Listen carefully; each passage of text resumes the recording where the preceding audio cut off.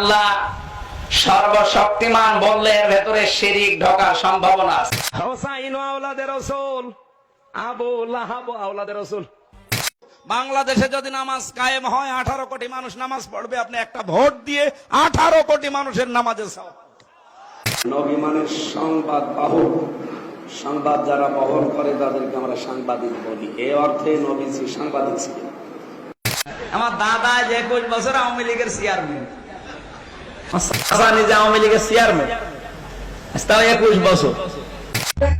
কোরআনে কারীম 1500 বছর আগে ফেসবুক এই আয়াতটা কোরআনে আল্লাহ 1500 বছর আগে দিয়েছেন। এই যাদের লাগে লিখে নেব। ফেসবুকে লাইক দেওয়ার জায়গা পাও না, লাইক দেওয়ার জায়গা নেই তোমার। আল্লাহ লাইক দিয়েছে, ফেসবুক ব্যবহার করতে নিষেধ করছি না। ফাঁকা সাফ না মানে লাইক দেওয়া। সুবহানাল্লাহ বলা লাগবে। কোরআনে কারিমে আল্লাহ 1500 বছর আগে এরকম একটা আয়াত নাযিল করেছে যে বাংলাদেশ এরকম বড় দুই দল হবে, আওয়ামী লীগ বিএনপি। এখন যদি বলেন আওয়ামী লীগ বিএনপি কোরআনে কোন জায়গায় আছে দেখান। এখানে আসেন সূরা হুজুরাত 26 নম্বর পারা 15 নম্বর পৃষ্ঠা 7 নম্বর লাইনের প্রথম নাম্বার উপর 9 নম্বর আয়াতে আল্লাহ আওয়ামী লীগ বিএনপি নাম দিয়েছে। যদি শাবনূরকে সত্যি দেখে আসেন, এখন শাবনূর তো বুড়ো হয়ে গেছে, চলে না, এখন চলছে মাহিয়া মাহি নুসরাত ফারিহা। না কি দেখবেন, কি আমার কি পরিমাণের মতো জিনিসপত্র আছে? ঐশ্বরিয়াকে দেখেছেন? কারা কারা দেখেছেন হাত তোলেন তো।